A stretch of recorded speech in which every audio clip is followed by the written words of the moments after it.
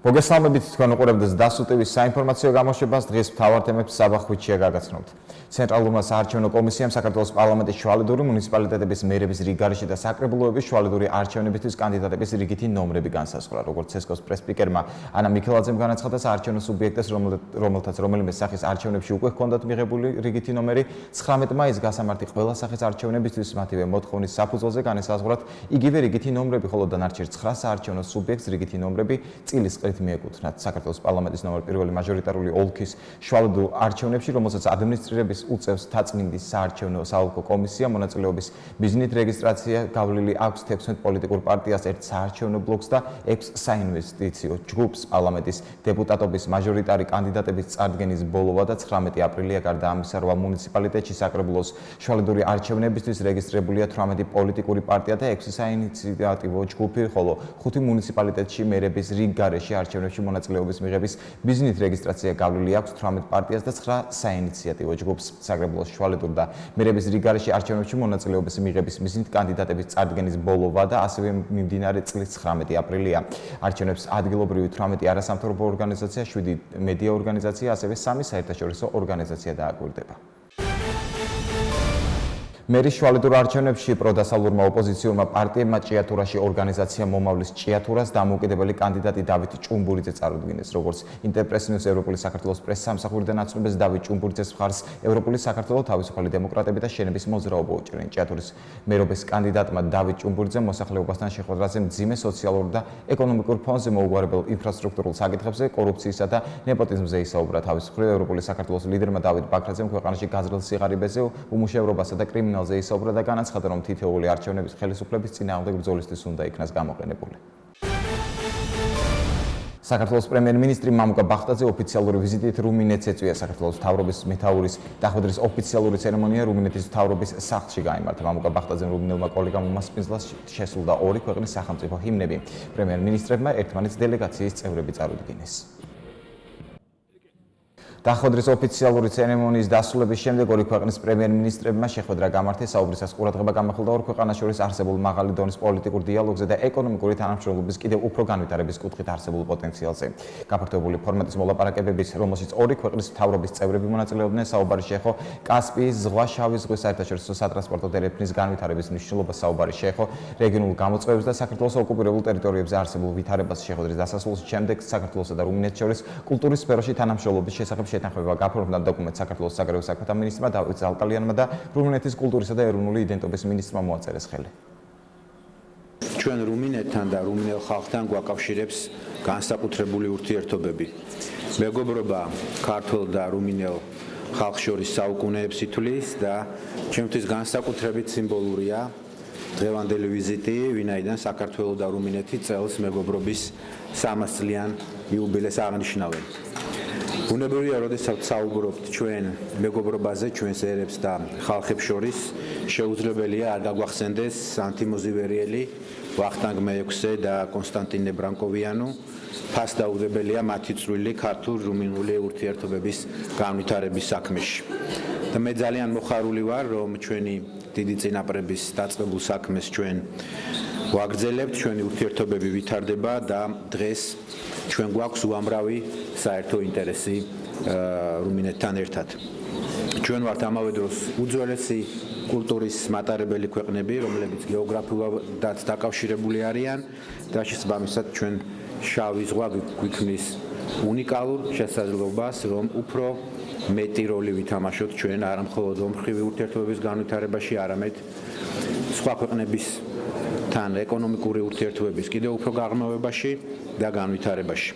დღეს როგორც არასდროს მნიშვნელოვანია შავი ზღვის უსაფრთხოების უზრუნველყოფა და ეს არის სწორედ ის გზავნილი, რომელსაც ჩვენ წლების განმავლობაში ვცდილობდით მიგვეტანა ჩვენი დასავლელი მეგობრებისთვის, რომ შავი ზღვის რეგიონის უსაფრთხოების გარეშე შეუძლებელია ჩვენ ვისაუბროთ ევროპული და ევროატლანტიკური საზოგადოების უსაფრთხოებაზე. აქედან გამომდინარე ჩვენთვის განსაკუთრებით სასიხარულოა, რომ შავი ზღვის კონტექსტი ხდება უფრო და უფრო აქტუალური. ჩვენ მივესალმებით ვაშინგტონში გამართულ საგარეო საქმეთა მინისტერიალზე ნატოს მიერ მიღებულ გადაწყვეტილებას შესაბამისი პაკეტის დამტკიცების თაობაზე, რომელიც მიზნად ისახავს შავი ზღვის რეგიონში ნატოს უფრო აქტიურ ჩართულობას და საქართველოსა და უკრაინის ხარდაჭერას. აქვე მინდა ვისარგებლო შემთხვევით და მადლობა გადაუხადო ჩვენს რუმინელ მეგობრებს საქართველოს ნატოში ინტეგრაციის პროცესში მტკიცე მხარდაჭერისთვის. პოლიტიკური დიალოგი საქართველოსა და რუმინეთს შორის შეიძლება თამამად ითქვას, რომ დღეს არის უმაღლეს დონეზე. ჩვენთვის ამავე დროს მნიშვნელოვანია, რომ ეკონომიკური თანამშრომლობა კიდევ უფრო გავაღრმავოთ.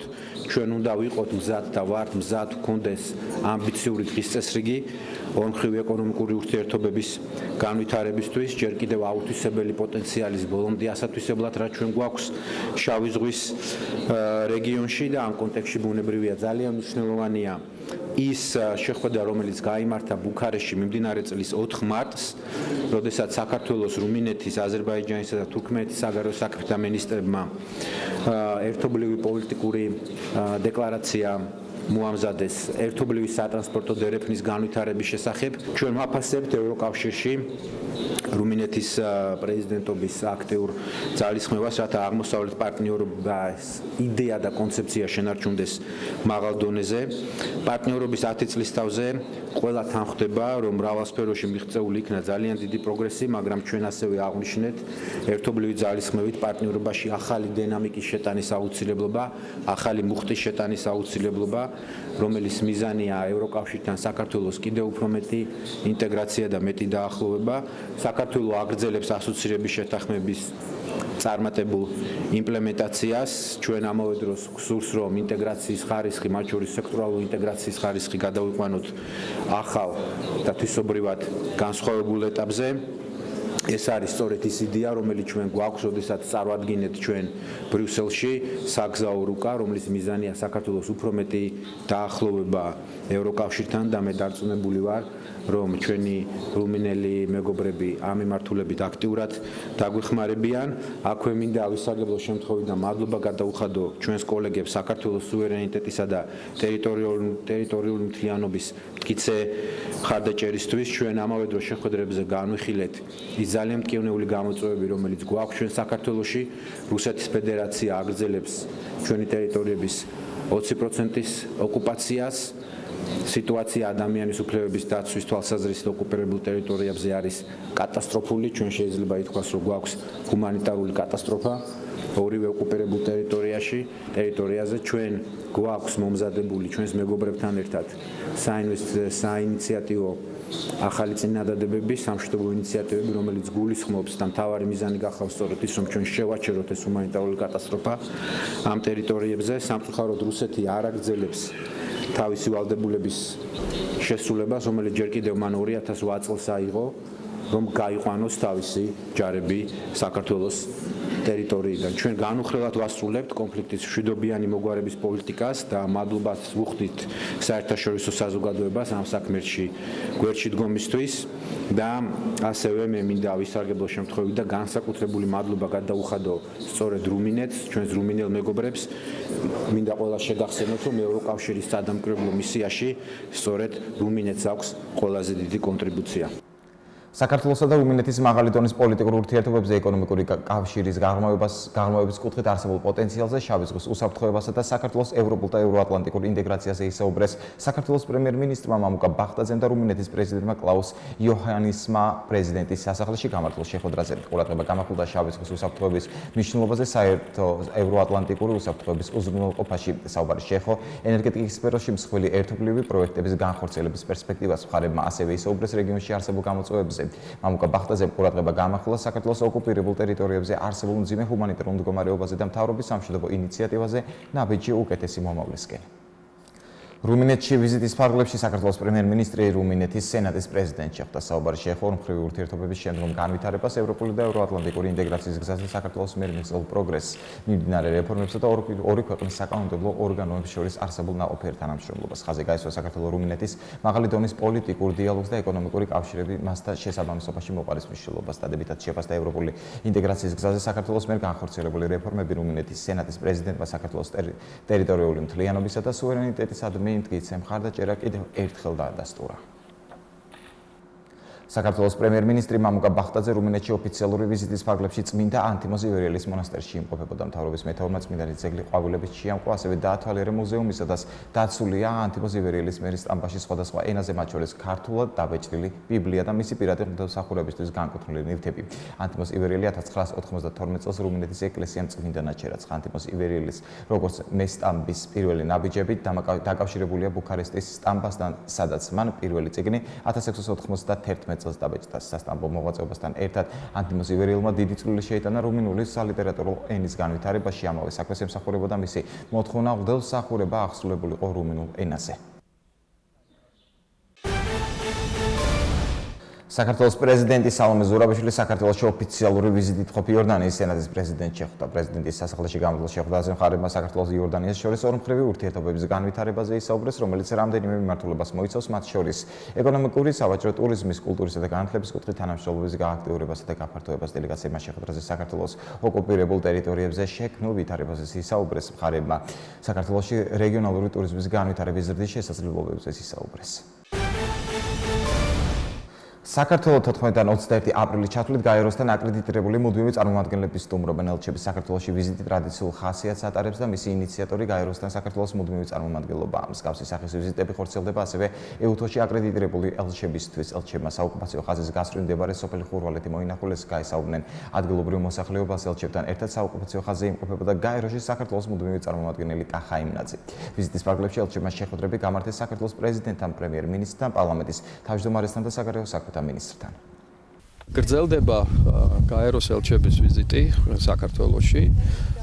დღეს ქონდა დილით საკმაოდ ვრცელი ბრიფინგი საგარეო საქმეთა სამინისტროში, სადაც მინისტრის მოადგილემ ბატონმა ლაშა დარსალიამ მიაწოდა მათ სრული ინფორმაცია არსებულ ვითარებასთან დაკავშირებით. ამის შემდეგ ჰქონდათ მათ შეხვედრა ევროკავშირის მონიტორინგის მისიასთან, მოინახულეს ადგილნაცვალი პირების დასახლება წეროვანში და ეხლა იმყოფებიან საოკუპაციო ზოლთან ხურვალეთში. ვიზიტის მიზანი ზოგადად ელჩების ვიზიტის მიზანი არის, როგორც ადრეც ვახსენე, ეს ის ელჩებია, რომლებსაც საქართველოში არა აქვთ საელჩო და შესაბამისად ჩვენც არ გვაქვს საელჩოები მათ ქვეყნებში. ვიზიტის მიზანი არის, რომ მათ ნახონ საქართველო, ნახონ ის დადებითი მხარე წარმატებები, რომელიც ჩვენ გვაქვს და რითიც ჩვენ შეიძლება ვითანამშრომლოთ და ასევე ბუნებრივია ნახონ ის დიდი პრობლემა, რომლის წინაშეც ჩვენ დგავართ და ბუნებრივია ამ საუბრების დროს ყოველთვის ცენტრალური თემა, რა თქმა უნდა, არის დეოკუპაციის თემა და ის ვითარება ადამიანის უფლებებთან დაკავშირებით, რომელიც სამწუხაროდ არის შექმნილი ოკუპირებულ ტერიტორიებზე.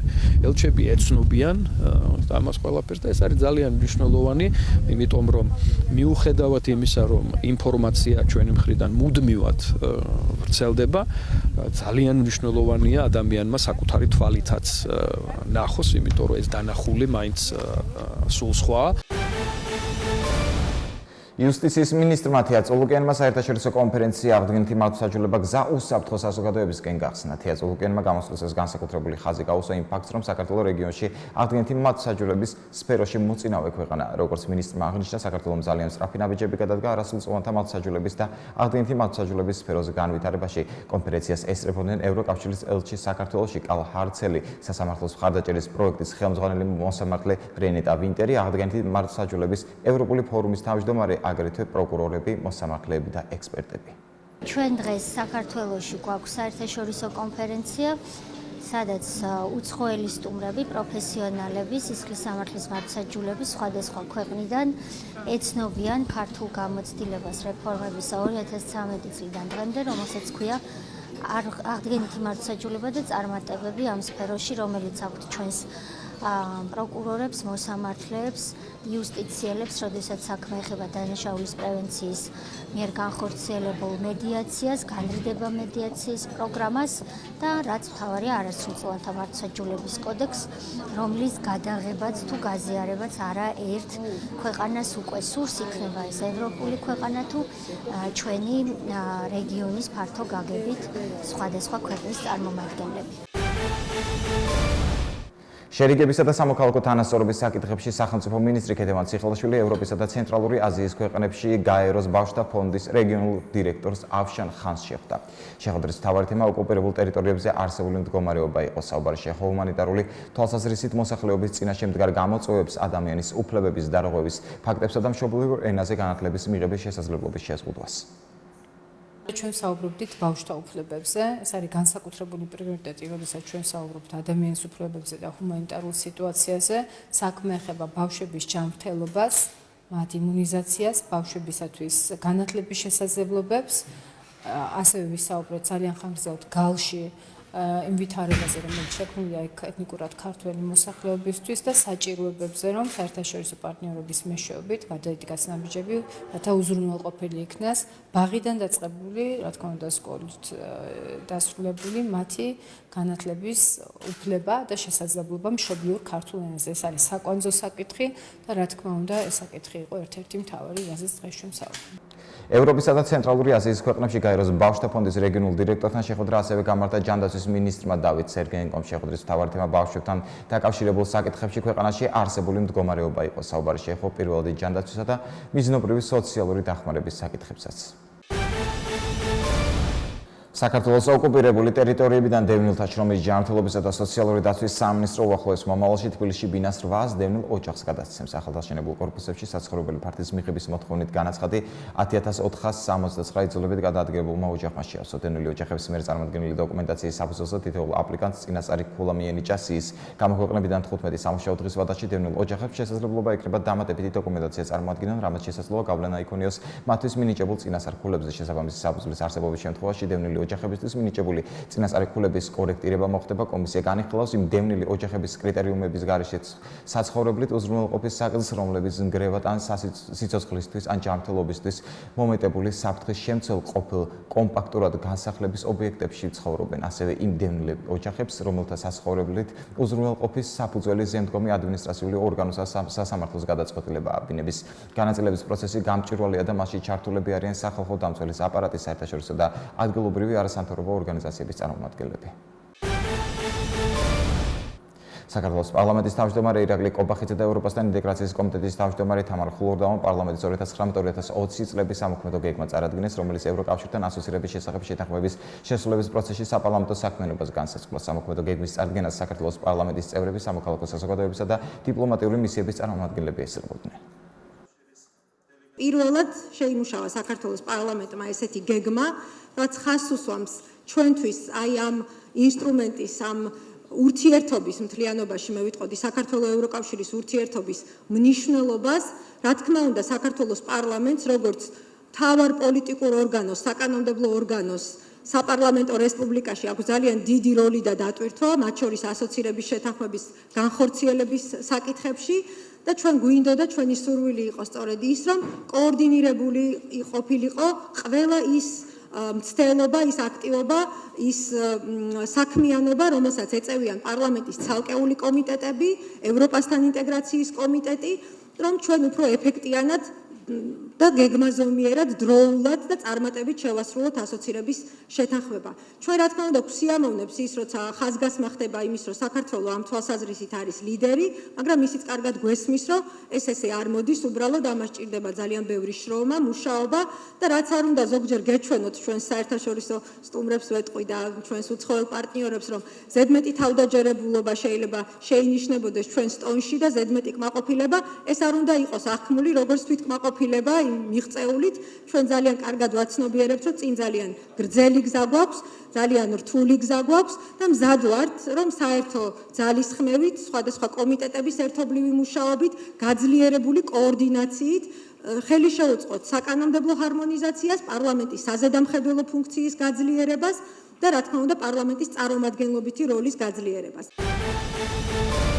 საქართველოს რეგიონული განვითარების და ინფრასტრუქტურის სამინისტროს მუნიციპალური განვითარების ფონდი მზიურის პარკის რეაბილიტაციას ახორციელებს. პროექტით 13 ივნისის წყალდიდობის შედეგად დაზიანებული ჭაბო-ამირეჯის გზატკეცილის მიმდებარედ არსებული ტერიტორიის და პარკის სრულ რეაბილიტაციას ითვალისწინებს სარეაბილიტაციო სამუშაოები ვიცე-პრემიერმა რეგიონული განვითარების და ინფრასტრუქტურის მინისტრმა მაია სქიტიშვილმა, თბილისის მერმა კახა კალაძემ და მუნიციპალური განვითარების ფონდის აღმასრულებელმა დირექტორმა გიორგი შენგელიამ მოინახულეს. სარეაბილიტაციო სამუშაოები ევროპის საინვესტიციო ბანკის დაფინანსებით ხორციელდება და მისი დასრულება 2020 წლისთვის იგეგმება.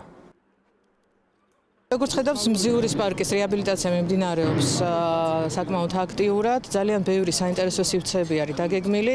ახალი სივრცეებიც, მათ შორის, რომელიც მანამდე მზიურის პარკში არ იყო, როგორც არის წყლის ტბორი, პატარა ხელოვნური ტბა, სკეით პარკი, საბავშვო სივრცეები, რა თქმა უნდა, რომელიც იქნება მოწყობილი უკვე განახლებული სტანდარტით და შესაბამისი სტანდარტით. რა თქმა უნდა, ხდება განახლება მთელი იმ ინფრასტრუქტურის, რომელიც ჩვენთვის ძვირფასია და ის იერსახე, რაც ჩვენ მზიურში გვახსოვს, რა თქმა უნდა, ისიც იქნება შენარჩუნებული, მაგრამ ბევრად გაუმჯობესებული იმ ლანდშაფტური დიზაინის შედეგად და იმ სხვადასხვა მოსახერხებელი და დასვენებისთვის ძალიან სასიამოვნო სივრცეებით.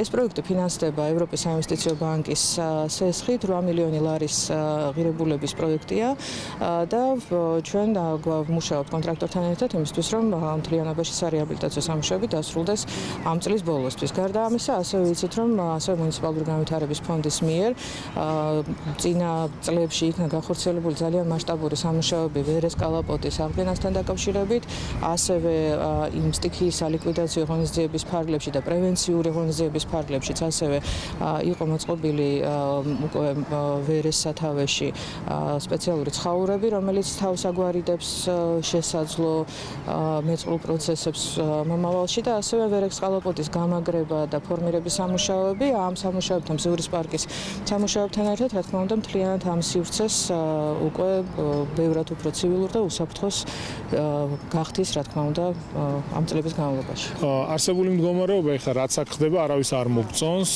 და მაშინ როდესაც სტიქია მოხდა 13 ივნისს სერიოზული პრობლემები შეუქმნა ამ პარკს, სერიოზულად დაზიანდა და გრანტი მივიღეთ ჩვენ და ამ სამუშაოებს ახორციელებს ახლა ინფრასტრუქტურის სამინისტრო და ძალიან მნიშვნელოვანია იმ თვალსაზრისით რომ მთლიანად იქნება მოწესრიგებული, განახლებული პარკი, იქნება ახალი საბავშვო სივრცეები შეიქმნება, ხელოვნური ტბა კეთდება, სასეირნო ველობილიკები კეთდება, სავარჯიშო სივრცეები მოეწყობა, ასევე სკეით პარკი კეთდება ახალგაზრდებისთვის და მგონია რომ ერთ-ერთი საუკეთესო ადგილი იქნება დედაქალაქის ცენტრში, სადაც ყველა თაობის ადამიანს ექნება შესაძლებლობა დაისვენოს, ისედაც ბევრი ადამიანი სტუმრობს ამ პარკს დღეს ამ მდგომარეობაში მყოფს და დარწმუნებული ვარ რეაბილიტაციის შემდეგ, რომელიც წლის ბოლოსთვის უნდა დამთავრდეს, თავისი განახლებული ხელმცენარეებით, დენდროლოგიური პროექტით ერთ-ერთი კარგი სივრცე იქნება.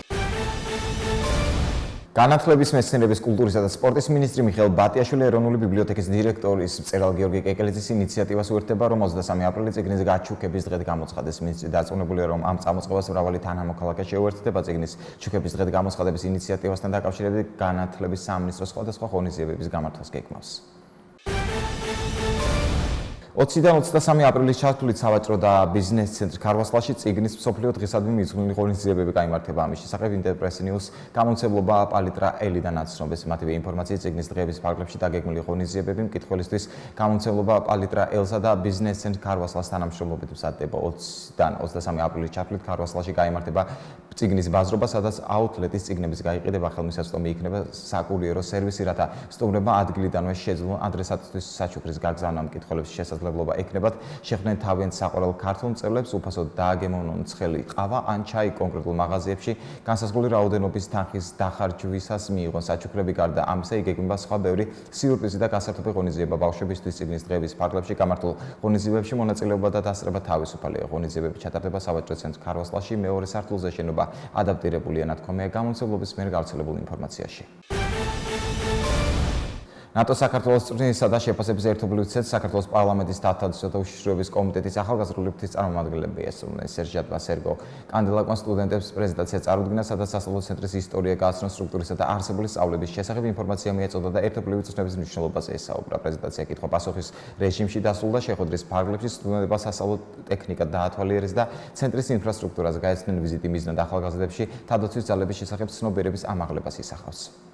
ავაცანით JTEC-ის ფუნქცია, JTEC-ის ამოცანები, თუ რა სახის სწავლებები ტარდება JTEC-ში, ჩაუტარეთ პრეზენტაცია, ასევე მუშაობდით კითხვა-პასუხის რეჟიმში, ძალიან ბევრი შეკითხვები დაგვისვეს. გაგვაცნეს თუ რა პროგრამებში შეიძლება და აქტივობებში ჩაერთონ ახალგაზრდები, აი ამ მიმდინარე პროგრამის ფარგლებში, რასაც ქვია ზოგადად ნატო საქართველოს ურთიერთობები. ვიმედოვნებთ, რომ ეს არ იქნება ერთჯერადი, ასე ვთქვათ, ვიზიტი ჩვენი კწანისის სამხედრო ბაზაზე და გაგრძელდება ჩვენი ურთიერთობა. მივიღეთ ინფორმაცია თუ რა როლი ეკისრება თავდაცვის სფეროში, კონკრეტულად კწანისის სამხედრო ბაზას, რა საქმიანობას ახორციელებენ, როგორ შეუძლია სტუდენტებმა თანამონაწილეობა მიიღონ მათ ღონისძიებებში და აქტივობებში, ასე რომ საკმაოდ შედეგიანი აღმოჩნდა აღნიშნული შეხვედრა.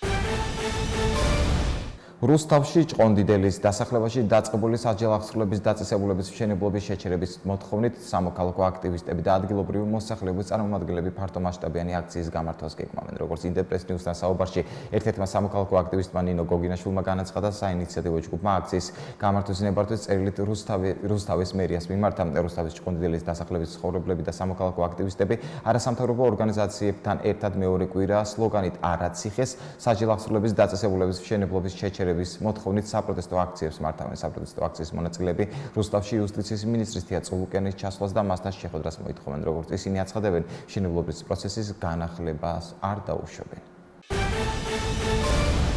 საქართველოს დავით აღმაშენებლის სახელობის უნივერსიტეტში სდასუს სპორტისა და ახალგაზრდულ საქმეთა სამსახურის ორგანიზებით გაიმართა ინტელექტუალური თამაში რასად როდის, რომელშიც სდასუს სტუდენტებისგან დაკომპლექტებული 9 გუნდი იღებდა მონაწილეობას თამაში. 3 ეტაპად ჩატარდა, რის შემდეგაც გამოვლინდა გამარჯვებული გუნდი, გამარჯვებულ გუნდს სიმბოლური საჩუქრები გადაეცათ. ჩატარდა სდასუში ინტელექტუალური შოუ რასად როდის, რომელშიც მივიღეთ მონაწილეობა და ძალიან საბედნიეროდ გავიმარჯვეთ წინა წელთან შედარებით, როდესაც მეორე ადგილზე გავედით. დიდი მადლობა მინდა უთხრა სდასუს ძალიან კარგი საჩუქრებისთვის. დღეს საქართველოს დავით აღმაშენებლის სახელობის უნივერსიტეტში გაიმართა ინტელექტუალური თამაში რასად როდის, სადაც გავედით მეორე ადგილზე. ძალიან გახარებულები ვართ, ძალიან დიდი მადლობა მინდა გადაუხადოს სდასუს ადმინისტრაციას და ყველა იმ ადამიანს, ვინც ამ პროექტის ორგანიზებაში მიიღო მონაწილეობა. საქართველოს დავით აღმაშენებლის სახელობის უნივერსიტეტში დედაენის დღესთან დაკავშირებით სდასუს სტუდენტური კლუბის ახალგაზრდა დიპლომატების ორგანიზებით გაიმართა შეხვედრა 1978 წლის 14 აპრილის მოვლენების მონაწილე ჟურნალისტ ირა ყრუაშვილთან, რომელმაც დამსწრე საზოგადოებას დეტალური ინფორმაცია მიაწოდა 14 აპრილს განვითარებულ მოვლენებთან დაკავშირებით. შეხვედრას ესწრებოდნენ როგორც კლუბის, ასევე სდასუსა და სხვა უნივერსიტეტის სტუდენტები. მე მიხარია რომ ხალხს აინტერესებს ყველაფერი. 14 აპრილი მნიშვნელოვანი დღეა საქართველოს ისტორიაში. იმიტომ გახდა დედაენის დღე და დედაენა ხო ყველაფერია და აქედან ვიწყებით. სტუდენტებს აინტერესებთ ამ თაობას, რომელსაც უბრალოდ იციან და ძალიან მიხარია რომ ასე არის.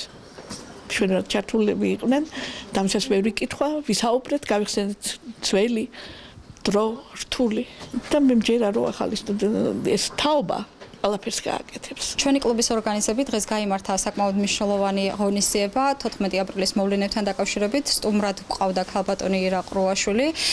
უღრმესი მადლობა მას იმ ემოციების ჩვენამდე მოტანისთვის, რომელიც 1978 წლის 14 აპრილს მან გამოიარა.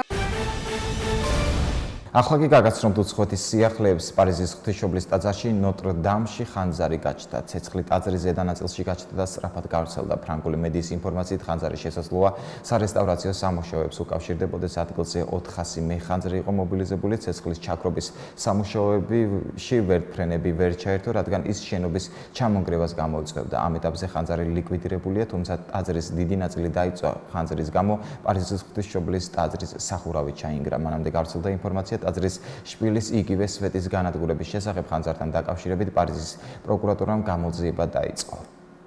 პარიზის ღვთისმშობლის ტაძრის რელიკვიები, მათ შორის იესო ქრისტეს ეკლესიის გვირგვინი ხანძრის შედეგად არ დაზიანებულა, როგორც ნოტრ-დამის პრეზიდენტმა განაცხადა, რელიკვიები საეკლესიო სასწაულებში ინახება და მათ არაფერი ემუქრება. ტელეკომპანია BBC-ს ინფორმაციით, ხანძრის შედეგად განადგურდა ტაძრის აღმოსავლეთ ნაწილში მდებარე ჯვრის ფორმის გუმბათი და მასზე აღმართული ერთ-ერთი შპილი, რომლის ჩამონგრევის კადრებმა მთელი მსოფლიო მოიცვა. ამასთან ხანძარი არ შეხებია ტაძრის წინა დასავლეთ ნაწილში მდებარე მრგვალ სარკმელს, ვარდულს და ორ მთავარ კოშკს. საფრანგეთის პრეზიდენტმა ემანუელ მაკრონმა ნოტრ-დამის აღდგენის პირობა დადო, მისი თქმით, ტაძრის რესტავრაციის შემოწირულობისთვის ანგარიში გაიხსნება. პარიზის ღვთისმშობლის ტაძარი საფრანგეთის დედაქალაქის ერთ-ერთი ყველაზე ცნობილი ღირსშესანიშნაობაა, რომელიც თითქმის 200 წელი შენდებოდა. სოფლიოს ლიდერები პარიზის ღვთისმშობლის ტაძარში ხანძარს ეხმაურებიან. ერთ-ერთი პირველი ამერიკის შეერთებული შტატების პრეზიდენტი დონალდ ტრამპი იყო, რომელიც ხანძარს ტვიტერის საკუთარ გვერდზე გამოეხმაურა. ხანძარს საქართველოს პრეზიდენტი და პრემიერ-მინისტრის გამოეხმაურნენ, მათ წუხარება გამოთქვეს პარიზში ღვთისმშობლის ტაძარში გაჩენილ ხანძართან დაკავშირებით. სულ ეს იყო ჩემს ხელთ არსებული ინფორმაცია. ახლა კი ეთერში ამინდის პროგნოზის დროა, მე კი დროებით გემშვიდობებით. ნახვამდის.